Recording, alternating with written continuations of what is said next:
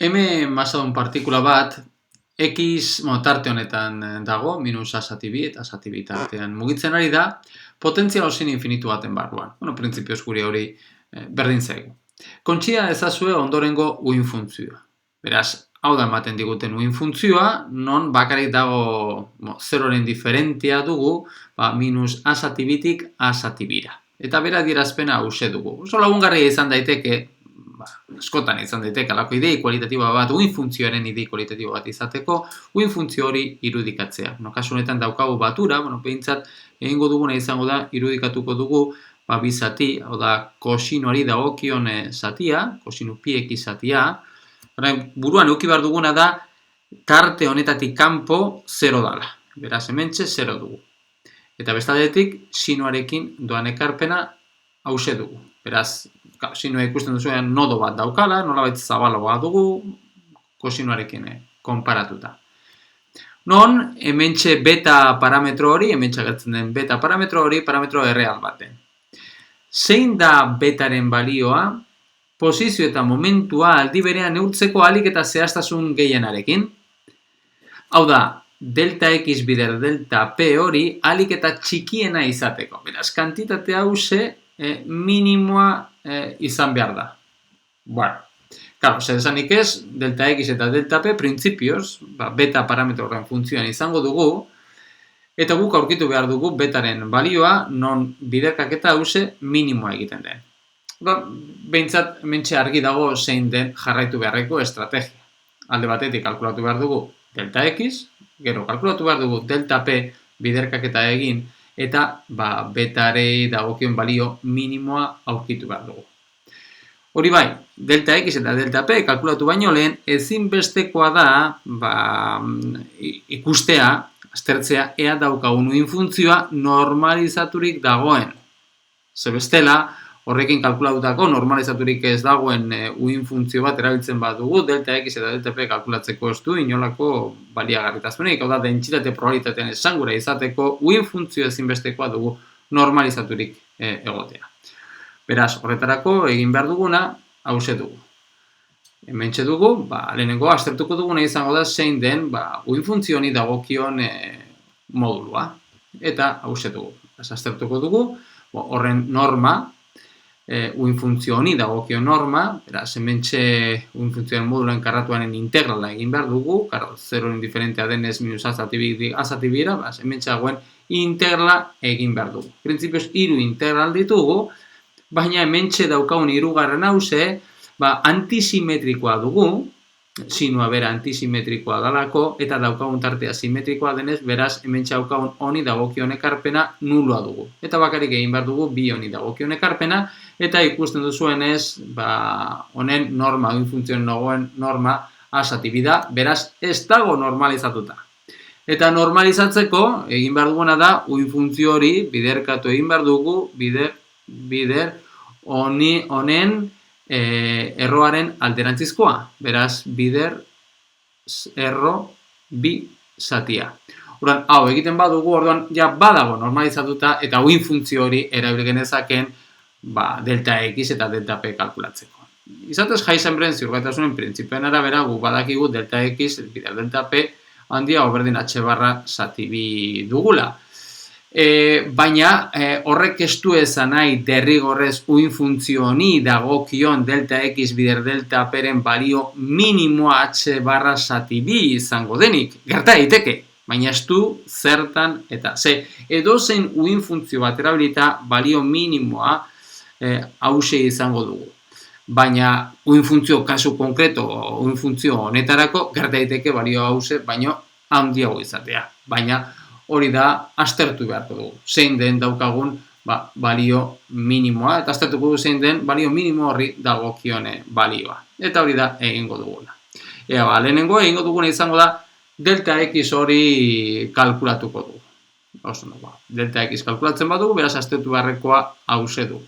Beraz, lehenengo, egin behar duguna da x karratuaren batez bestekoa, minus batez bestekoaren karratuaren erroa daukagu delta x, beraz lehenengo kalkulatuko dugu x-en batez bestekoa, azken finean hause duguna, zuzenean egingo duguna hementxe ordezkatuko dugu, uin funtzioaren modularen karratua ordezkatuko dugu, hori uin funtzio normalizatuta erabiliko dugu, eta hori egiten badugu hementxe agertzen diren 3 ekarpen diferenteak agertzen dira. Berriro ere hemen, eta askotan sinuak eta kosinoak agertzen direnean, eta daukagun tartea simetrikoa denean, simetriaren kontuak erabilitzakegu horrek aztertzeko. Hemen sinu karratu bider X agertzen denez, hau antisimetrikoa dugu, beraz honen ekarpena nuloa dugu. Gauza bera izan dezakegu ekarpen honi buruz, ez dugu egin behar, honi dagokion integrala hau 0 izango dalako, barrukoa antisimetrikoa dalako. Hemen txedakaguna aldiz hori bai egin behar dugula, eta horrelako integralak egitea edo zatikako metodoa erabilizakegu edo bestaldetik tauletan zuzenean begiratu dezakegu integrala hau egiteko. Eta X-en batez bestekoari dagokion integrala hause dugu. Ikusten dugu nola dimentsionalki ere ondo dagoela haren proportzionala dugulako X-en batez bestekoa. Hurrengo pausua dugu X karraturen batez bestekoa kalkulatu behar dugu, beraz printzipioz kalkulatu behar duguna da X karratu bider dentsitate probabilitatea. Hau da, egin behar duguna. Berriro hemen, goikoaren antzekoa dugun, non X-en ordez X karratuak ditugun. Hemen justu gertatzen zaigu, goian gertatzen zitzaigurenen kontrakoa. Non hemen orain bai, bikoitia dugu, aurrekoa kasuan bakoitia genuen, horregatik 0 egiten zen, baina kasuanetan bai ekarpen hause eta mintzaukagun integralak hauek ez dira 0, egin behar ditugu, baina aldiz mintzaukagun ekarpena bai nula dugu, zenetan integran barruan dugulako, bakoitia dugulako eta integrazioen tartea simetrikoa dugulako. Beraz, bi integral hauek egin ezkero, hau da geratzen zaigun ekarpena. Beraz, ja badaukagu osagai nagusia, kalkulatzeko, oinarrizko osagaia, kalkulatzeko delta X-en adierazpena. Beraz, hau da delta X-en aldetik. Orain joan gaitezen, zein den delta peri dagokion ekarpena aztertuko dugu.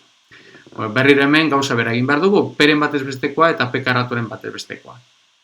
Izatez, peren batez bestekoa edo peren ezaugarriak aztertzerako orduan, bi eratan egin dezakegu. Alde batetik goratzen baduzu zuzenean egin genezakegu uin funtzio hori dagokion Fourieren transformatua kalkulatu, AK, kasuetan AK hori kalkulatu, eta AK honen bitartez, kalkulatu zein den karen funtzioan izango dugun dentsitate probabilitatea, azken finean AK horren moduluaren karratua, eta hau erabiliz, kalkulatu genezakeen peren batez bestekoa, azken finean izango genuken H barra bider K, bider PK hori, eta hori integratuta, minus infinitotik infinitora, eta gauza bera P karraturen batez bestekoa kalkulatzeak orduan.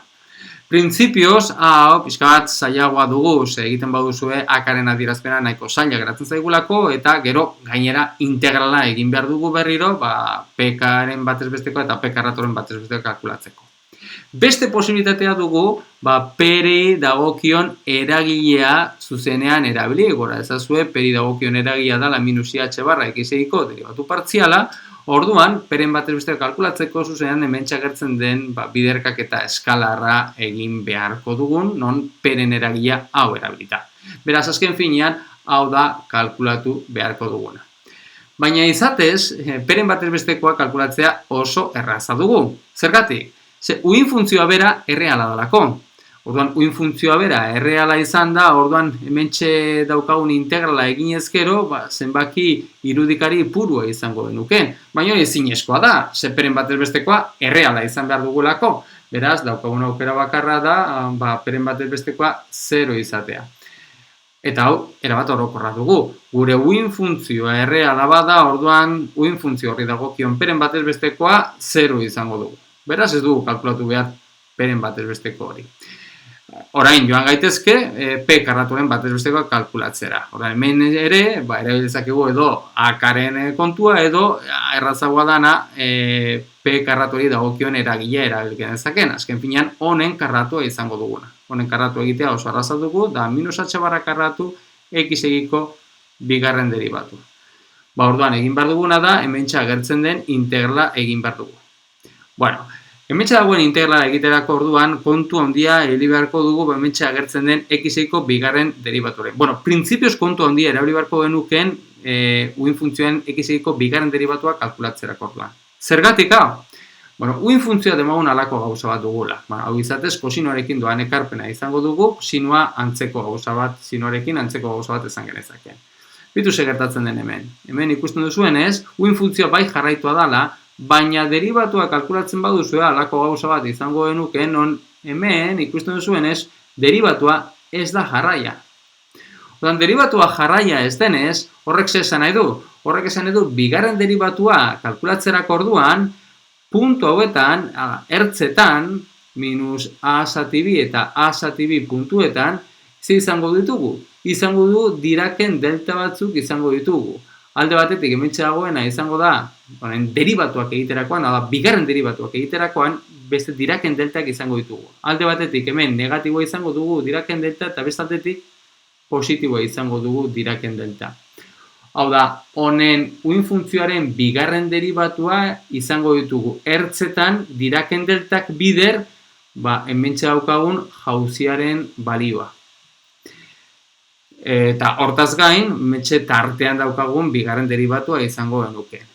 Ze gertatzen da? Kasu honetan, diraken deltarekin lotutako ekarpenak nuloak dira, zeren eta gero, diraken delta horiek biderkatu egin behar dira, biderkak eskalarra egin behar dugu uin funtzioarekin. Eta uin funtzio horiek, tarte honetan, puntu honetan uin funtzioa 0 dugu. Eta hori da eta, 0 den uin funtzioa bider diraken delta, emeti datorren diraken delta egiterakoan eta horren integrala egiterakoan, uin funtzioaren balioa geratzen zaigu ertzetan. Eta ertzetan uin funtzioaren balioa 0 dugu. Hori dela eta orduan ez gara arduratu behar, hementxe ertzetan daukagun diraken deltetatik bigarren deribatua egiterakoan. Eta bakarrik aztertuko dugu hementxe tartean daukagun bigarren deribatua. Orduan, uin funtzioaren bigarren deribatua egiten badugu, eta bider uin funtzioa egiten badugu, eta horren integrala egin ezkero geratzen zaigun adierazpena hause dugu. Beraz, kasu honetan, egia da, ez garela kezkatu behar, ez dugula kezkarik izan behar, hementxe agertzen diren, bigarren deribatu egiterakoan, agertzen diren diraken deltengatik, baina bai ondo dago buruan eukitzea, ze beste kasu batean eragina izan lezaketela. Beraz, ja kasu honetan bai, peren batez bestekoa eta p karratuen batez bestekoa kalkulatuz gero, orduan ja bai badaukagu osagai nagusiak delta p horiek kalkulatzeko, eta orduan ja elkarrekin jartzen baditugu, eta jartzen badugu zeintzu diren delta x bider delta peren adierazpen orokorrak, hause dugu.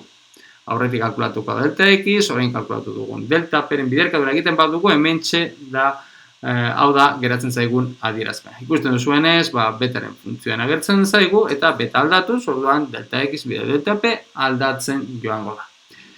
Zein da ointxe daukagun helburua? Ointxe daukagun helburua da, zein den betaren balioa, non hementxe agertzen den adierazpena minimoa den. Eta hori nola egiten dugu? Betiko eran. Egin behar duguna da, balio estremoiek aurkitzeko, hementxeko adierazpenaren betarekiko deribatua, eta hori 0 egin. Eta ikusi zeintzu diren balioak. Egia da, minimoa izateko, bigarren deribatua 0 baino handiagoa izan behar dela, baina hori ez da horren importantea. Zizatez, honen betarekiko deribatua egiten baduzu, orduan ikusiko duzuen hola, bi balioa ateratzen direla. Sinu beta berdin 0 edo kosinu beta berdin 0. Horreki dago, bietako bat izango da maksimo eta bestea izango dela minimo. Orduan, zein da zein, horretarako oso simplea dugu, ze bakarrik egin behar duguna da, ordezkatu, hementxekoan adierazpena, eta ikusi zein den, maksimori dagokion adierazpena eta minimori dagokion adierazpena. Lehenengo eta behin, sinu beta berdin 0 deneko betaren balioak dira, piren anizkoitzak, ezta? Hori dugu, kasu bat. Beste kasua, non kosinu beta berdin 0 dugun, orduan betaren balioak hauetxek dira. Orduan, ikusten baduzue, zein den honi dagokion, balio honi dagokion delta x bider delta p, da 1,6 bider h barra. Oda, geratzen zaigun adierazpena. Eta aldiz, hementxekoan kasuan, geratzen zaigun adierazpena 0,5 bider h barra. Ikusten duzuenez, da h barra zati bi, baino pizkat handiagoa dugu, bai? Beraz, ez gara heltzen limite horre, Heisenbergen zirruentasun printzipio horre jartzen duen limite minimo horretara ez gara heltzen, ia pizka bategati baino, bai? Orduan, honen arabera, lortu dugu, hau da betaren balioa, hau da delta x, bide delta p minimizatzen duen delta pren balioa lortu dugu, balioak izatez lortu ditugu, hauetxek dira, eta lortzen den ziurgabetasunaren balioa ere lortu dugu.